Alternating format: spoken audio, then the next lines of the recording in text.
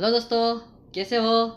मेरे YouTube channel edu free में आप सभी का स्वागत है। आज हम पढ़ने वाले हैं NCERT गणित कक्षा 10वीं, है ना। आज से चालू कर रहे हैं, पढ़ने वाले नहीं हैं, चालू कर रहे हैं, पढ़ेंगे भी, है ना। तो देखते हैं क्या है NCERT गणित कक्षा 10वीं में। तो पहला ही अध्याय है वास्तविक संख्याएं। क्या है वास्तविक संख्याएं? वास्तविक संख्याएं सब जानते होंगे कि जो हम पढ़ते हैं, जो भी संख्या हम पढ़ते हैं, रियल नंबर, जो भी संख्याएं हम पढ़ते हैं उन सभी को क्या बोलते हैं? वास्तविक संख्याएं बोलते हैं। तो वास्तविक संख्या जो अध्याय है हमारा, उसकी हमने प्रश्नावली 1.1 ली है। उसमें क्या है देख लेते हैं। पहला ही क्वेश्चन हमारे पास है कि निम्नलिखित संख्याओं का HCF ज्ञात करने के लिए यूक्लिड विभाजन एल्गोरिथम का प्रयोग कीजिए। ठीक है ना। पहला प्रश्न क्या है हमारा? निम्नलिखित संख्याओं का HCF ज्ञात करने के लिए यूक्लिड विभाजन एल्गोरिथम का प्रयोग कीजिए। मतलब कि हमें देखो 3 सवाल दिए हुए हैं। पहली प्रश्नावली के पहले वाले प्रश्न में 3 प्रश्न दिए गए हैं। क्या करना है इनमें? हमें HCF ज्ञात करना है। HCF मतलब होता है लघुत्तम, महत्तम, समापवर्तक। लगभग सब जानते होंगे, महत्तम, समापवर्तक, है ना। हाई कॉमन फैक्टर इसे अंग्रेजी में बोलते हैं अपन। ठीक है। तो इसे निकालने के लिए हमें क्या लगाना है? यूक्लिड विभाजन। यूक्लिड विभाजन का मतलब होता है, सीधी सी बात है, हमारी भाग विधि, जो कि हम बचपन से करते आ रहे हैं। भाग करते आ रहे हैं कि सबके सब। देखो क्या होता है भाग, तो हमने देखा था भाज्य बराबर, क्या होता है? भाज्य बराबर भाजक गुणित भागफल और धन शेषफल। यही क्या होती है? हमारी यूक्लिड विभाजन, या फिर हम बोल सकते हैं भाग विधि। मतलब कि कोई सा भी यदि हमारे पास कोई सी भी यदि संख्या दी रहे, जैसे कि हम लिखे कि कोई से भी 2 पूर्णांक हमें दिए रहे, कौन से? 2 धनात्मक पूर्णांक यदि दिए रहे, जैसे हम बोले कि एक हमारे पास 10 दिया है और एक हमारे पास 3 दिया है ना। ये 2 हमें पूर्णांक दिए हैं, तो हम उस पूर्णांकों को इस रूप में लिख सकते हैं। वही क्या है? हमारी यूक्लिड विभाजन प्रमेयिका। देखते हैं कैसे लिख सकते हैं। इसको भाग देके लिखना है। जैसे कि 10 में हम भाग देंगे 3 का, तो 3 3 9, 10 में से 9 घटा तो बचा 1। देखो मतलब कि जो हमारा 10 था उसको हम किस रूप में लिख सकते हैं? 3 गुणित 3 धन 1 के रूप में लिख सकते हैं, है ना। यही क्या है? हमारी यूक्लिड विभाजन प्रमेयिका। और यहाँ पर एक नया शब्द आया है हमारे पास, एल्गोरिथम। एल्गोरिथम का सीधा सा मतलब होता है कि किसी भी समस्या को स्टेप बाय स्टेप हल करना। मतलब कि क्रम से हल करते हैं किसी समस्या को, तो उसी को क्या बोलते हैं हम? एल्गोरिथम। ठीक है ना। तो यहाँ पर क्या बताया गया है हमें कि किन्हीं भी 2 निम्नलिखित संख्याओं का HCF ज्ञात करने के लिए यूक्लिड विभाजन एल्गोरिथम का प्रयोग कीजिए। तो यहाँ पर हम एक थोड़ा सा नया देखेंगे कि जो भाज्य रहेगा उसे हम बोलेंगे A बोलेंगे। क्या मानेंगे? A। और जो भाजक रहेगा उसे हम मानेंगे B, और जो हमारा भागफल रहेगा उसे हम मानेंगे Q, और जो शेषफल रहेगा उसे मानेंगे हम R।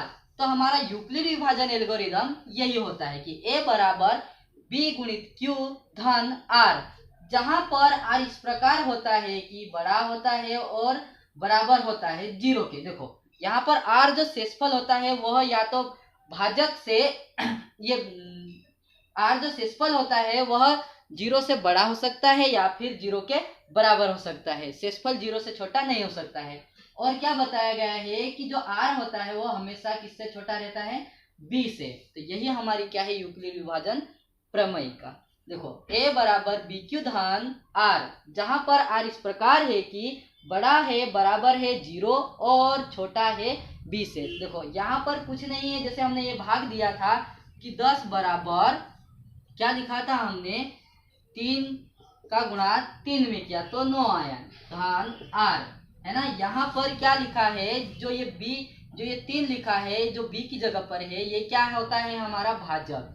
क्या होता है? भाजक। तो यहाँ पर एक सीधा सा एक कंडीशन हमको बताई गई है कि जो शेषफल होता है वह भाजक से हमेशा छोटा होता है। कैसा होता है? भाजक से छोटा होता है। और क्या बताया गया हमें कि जो शेषफल होता है वो 0 के बराबर हो सकता है या फिर 0 से बड़ा हो सकता है, 0 से छोटा नहीं होता है शेषफल, है ना। कभी भी भाग देते हैं हम तो शेषफल 0 आता है या फिर कुछ संख्या रह जाती है, 1 2 3 4, है ना। 0 से छोटा रहता है क्या? नहीं रहता है। ठीक है, तो वही है। तो यही क्या है? हमारी यूक्लिड विभाजन एल्गोरिदम, या फिर हम बोलेंगे यूक्लिड विभाजन प्रमेयिका। ये है, ये याद रखना है अपने को। ठीक है, तो चलो देखते हैं हम कि इस यूक्लिड विभाजन प्रमेयिका से हम इन किन्हीं दोनों संख्याओं के बीच का जो HCF होता है, जो भी उनका जो कॉमन गुणनखंड होता है सबसे बड़ा, वह हम कैसे निकालते हैं। ठीक है ना। तो पहला ही सवाल लेते हैं हम। पहला सवाल तो क्या करेंगे, हम हल करके लिखेंगे, है ना। क्या लिखेंगे? हल करके लिखेंगे हम 135 और 225 का हमें क्या निकालना है? HCF निकालना है। कौन सी विधि से? यूक्लिड विभाजन एल्गोरिथम से। ठीक है ना, मतलब कि भाग विधि से। हमारी यूक्लिड विभाजन क्या होती है? भाग ही होता है ये।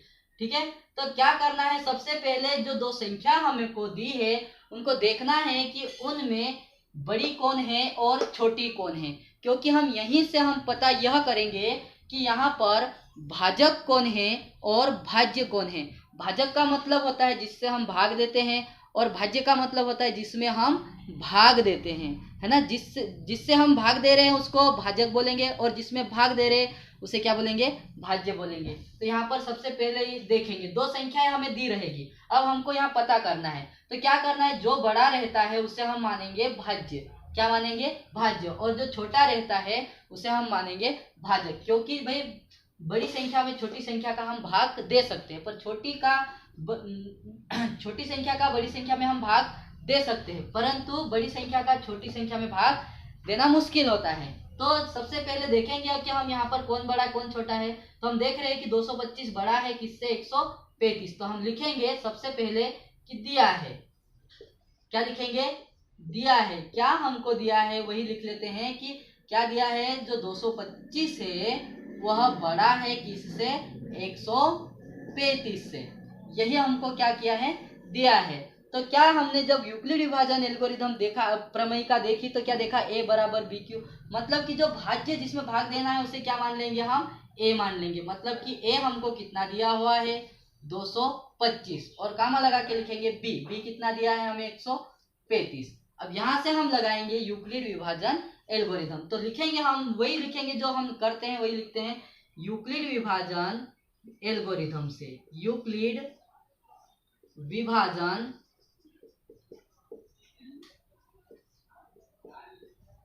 एल्गोरिथम से। ठीक है ना। तो सबसे पहले हम यूक्लिड विभाजन एल्गोरिथम लिख लेंगे। क्या होती है?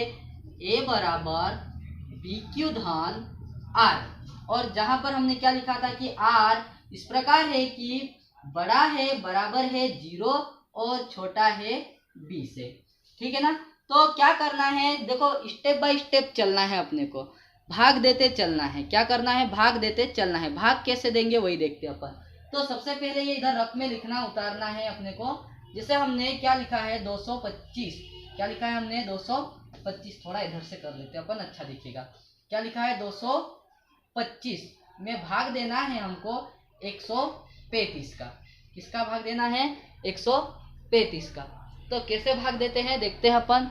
भाग देना लगभग सबने सीखा होगा कि 135 का पहाड़ा ऐसा लेंगे हम कि देखो 225 है पहाड़ा। यहाँ पर स्टेप बाय स्टेप लेने से थोड़ा ध्यान रखना कि पहाड़ा ऐसा हमको लेना है कि एक ही बार में जो हमारा शेषफल बचेगा, है ना, जो हमारा शेषफल बचे वो कैसा आना चाहिए? भाजक से छोटा आना चाहिए, है ना। कैसा आना चाहिए? भाजक से छोटा आना चाहिए। ठीक है ना। एक ही बार पहाड़ा लेना है अपने को। जो हमारे पास 135 लिखा है उसका एक ही बार, मतलब कि 135 से कम 135, 135 दूनी, ऐसा एक ही बार में हमको ऐसा लेना है कि 225 से छोटा आना जाना चाहिए। मतलब कि अपने को ध्यान क्या रखना है कि शेषफल जो है भाजक से छोटा आ जाना चाहिए। ठीक है, बाकी कोई दिक्कत नहीं है। तो देखते हैं अपन 135 का पहाड़ा लेते हैं। जब 135 का हम पहाड़ा लेंगे तो देखो 2 बार में तो ज्यादा हो जाएगा, 2 बार में ज्यादा हो जाएगा, क्योंकि यहीं पे हम देख सकते हैं कि जैसे ये यहाँ पर लिखा है हमारे पास 100 लिखा है, 100 का पहाड़ा 2 बार लेंगे तो कितना हो जाएगा, 200 हो जाएगा। और 35 का पहाड़ा यदि हम 2 बार लेंगे तो कितना हो जाएगा, है ना, देखो 70 हो जाएगा। मतलब कि यहाँ पर कितना हो जाएगा, 270 हो जाएगा, जो कि 225 से बड़ा है, इसलिए कितनी बार लेंगे हम, एक बार लेंगे। चलो लेते हैं 135 कम 135, चलो घटाते हैं। अब घटाना सबको आता होगा, 5 में से 5 गया तो 0 बचा। अब 2 में से 3 घट नहीं सकता, उधार लेंगे, कितना हो जाएगा 12, 12 में से 3 गया तो 12 में से 3 गया तो कितना बचा, 9 बचा। देखो इधर 1 से 1 गया तो देखो कितना बच गया, यहाँ पर 90 बच गया है ना। मतलब कि पहाड़ा हम देखो यहाँ पर हमने सबसे पहले भाग दिया तो क्या देखा हमने कि 225 बराबर, देखो ये हमारी हो जाएगी चरण पहला, हमारा कौन सा चरण हो जाएगा, पहला चरण हो जाएगा, ठीक है ना। तो ये 225 का हमने भाग दिया, भाजक क्या था हमारा 135, है ना, और गुणित में क्यू, क्यू कितना हमारा भागफल 1 धन शेषफल कितना हमारा 90। अब देखो अब करना क्या है यार, हमको HCF निकालना है। क्या करना है, HCF निकालना है, भाग देते रहना है। भाग कब तक देंगे हम, जब तक कि हमारा शेषफल 0 ना आ जाए, है ना। पर एक ही स्टेप में खत्म हो जाता है, एक ही बार पहाड़े लेने में यदि खत्म हो जाता है तो ठीक, नहीं तो एक बार में नहीं हो रहा है तो हम अगली बार क्या करते हैं वो देखते हैं। कि देखो जहाँ यहाँ पर हमने क्या देखा कि जब हमने 225 में 135 का भाग दिया तो शेषफल कितना बच गया, 90 बच गया, है ना, शेषफल 0 नहीं आया। तो क्या करेंगे, अब अगली स्टेप करेंगे हम, अब चरण दूसरा करेंगे। अब चरण दूसरे के लिए क्या ध्यान रखना है अपने को, जरा देखते हैं अपन। चरण जब दूसरा हम जब भी स्टार्ट करें, जब भी चरण दूसरा स्टार्ट करें तो जो हमारा शेषफल रहता है उसे हम मानते हैं भाजक। क्या मानते हैं, भाजक, है ना। और जो हमारा भाजक रहता है उसे हम मान लेते हैं भाज्य। क्या मान लेते हैं, भाज्य। कैसे, जैसे कि मतलब कि अब क्या है, यहाँ पर शेषफल जो बचा है उससे भाग देंगे हम, किस में भाग देंगे, भाजक में। ये अगली स्टेप के लिए, यही तो है एल्गोरिथम। ये क्या है हमारा एल्गोरिथम। कैसे करते हैं, जैसे ये 90 बचा, अब 90 का भाग हम किस में देंगे, जो हमारा भाजक था। हमारा भाजक कितना था, 135, देखो 135 में देंगे। जब 90 का भाग हम 135 में देंगे, मतलब 90 का पहाड़ा ऐसा लेंगे कि 135 आ जाए। देखो 2 बार में कितना हो रहा है, 180 हो रहा है, तो ज्यादा हो रहा है, मतलब कितनी बार जाएगा, एक ही बार जाएगा, तो 90, है ना, कितना 90। घटाते हैं अपन तो 5 वैसा की वैसा। अब यहाँ कितना बचा, 4, 13 में से 9 गया तो 4 बचा, ठीक है ना। अब देखो यहाँ पर हमारी दूसरी स्टेप में हमने क्या किया, 135 को भाज्य लिया, है ना, और 90 को क्या लिया हमने, भाजक। गुणित कितनी बार पहाड़ा लिया हमने, एक बार, और धन हमारा शेषफल कितना बच गया, 45, ठीक है। अभी भी 0 नहीं आया, तो हम जब तक 0 नहीं आए तो हम लिख सकते हैं यहाँ पर कि शेषफल बराबर नहीं है 0। यह हम लिखते चले जाएंगे कि भाई अभी जब तक शेषफल 0 ना आए तब तक हमको भाग देना है। तो यहाँ पर भी क्या देखा हमने कि शेषफल जो था वो 0 नहीं था, देखो नहीं है ना। तो क्या करेंगे हम, कब तक देंगे भाग, जब तक कि शेषफल 0 ना आ जाए। अब देखो पहले वाले में जैसे पहली स्टेप हमारी खत्म हुई तो क्या देखा, जो शेषफल था उसे भाजक मान लिया था, और जो हमारा भाजक था उसे क्या मान लिया था, भाज्य। तो अब ये वाली स्टेप में भी वही करेंगे कि जो शेषफल था उसे क्या मान लेंगे हम, भाजक। क्या मान लेंगे, भाजक। और जो हमारा भागजक था उसे क्या मान लेंगे हम, भाज्य। मतलब कि अब जो 45 का भाग है वो किस में देंगे हम, 90 में देंगे। किस में देंगे, 90 में देंगे, ठीक है। सबको दिख रहा होगा कि 45 का भाग अब 90 में देंगे। अब देखो 45 दूनों 90, गया भाग पूरा। अब देखो शेषफल कितना आया, 0। मतलब कि हमारी जो तीसरी स्टेप हो जाएगी वह क्या हो जाएगी कि 90, है ना, बराबर किसका हमने भाग दिया, देखो भाज्य क्या माना हमने 90, और भाग किससे दिया हमने 45 से, और कितनी बार दिया, 2 बार, और धन कितना बचा, 0। मतलब कि यहाँ पर हमने क्या देखा कि शेषफल 0 आ गया। हमको भाग वहां तक देना है जहां तक कि शेषफल 0 ना आए। तो क्या देखा हमने कि यहाँ पर शेषफल 0 आ गया है। अब देखो अब हमारा HCF क्या है, तो जब भी हमारा शेषफल 0 आ जाए, जब भी हमारा शेषफल 0 आ जाए, और उस स्थिति में हम देखेंगे कि हमारा भाजक क्या था, है ना। जब हमारा शेषफल 0 आ जाए तो उस स्थिति में हम यह देखेंगे कि हमारा जो भाजक था वह क्या था। जो हमारा भाजक है वही हमारा क्या रहेगा, HCF। मतलब कि जो 135 और 225 का जो HCF होगा वो क्या होगा, 45 होगा। ठीक है ना। तो हम लिखेंगे अतः, क्या लिखेंगे, अतः 135 और 225 का HCF बराबर कितना होगा हमारा, 45। यही हमको क्या करना था, ज्ञात करना था। जब शेषफल 0 आ जाए तो अपने को देखना है कि हमारे भाजक में क्या संख्या बची है। भाजक के स्थान पे क्या बचा है वही क्या रहेगा, हमारा HCF रहेगा। बहुत सिंपल है, ऐसा ही करना है। सभी प्रश्न ऐसे ही करने हैं। ठीक है, आया समझ में। तो चलो देखते हैं अपन अगला प्रश्न। इस प्रश्न को तुम वीडियो रोक के उतार भी सकते हो या फिर स्क्रीनशॉट लेके भी नोट कर सकते हो। ठीक है, समझ में आया होगा। इसे हम रफ कर देते हैं। अगला प्रश्न देखते हैं। अगला प्रश्न क्या है हमारा, अगला प्रश्न है हमारे पास 196 और 38,220 का हमें क्या ज्ञात करना है, HCF ज्ञात करना है। तो देखो सबसे पहले हम दूसरा प्रश्न जब करेंगे तो उसके लिए हम लिखेंगे दिया है, या हल में लिख रहे हैं ना हम, ये दूसरे प्रश्न का हल कर रहे हैं हम। कौन से का कर रहे हैं, दूसरे का। हल में लिखेंगे, है ना। क्या लिखेंगे हल में हम, कि देखो सबसे पहले क्या करना है, इसमें से हमको ये पता करना रहता है कि A कौन रहेगा और B कौन रहेगा। तो जो बड़ा रहेगा वो A रहेगा और जो छोटा रहेगा वो क्या रहेगा, B रहेगा। ठीक है ना। तो सबसे पहले हम वही लिखते हैं कि दिया है, हमें क्या दिया है, हमको जो बड़ा और छोटा दिया रहता है वही लिखते हैं कि जो 38,220 है वह बड़ा है किससे, 196 से। तो यहीं से हमको पता चल जाता है कि A बराबर क्या होगा, 38,220, और हमको B बराबर क्या होगा, 196। ठीक है ना। तो यहाँ से हम क्या करेंगे, यूक्लिड विभाजन एल्गोरिथम लगाएंगे, सबको पता है। तो लिखते हैं अपन यूक्लिड विभाजन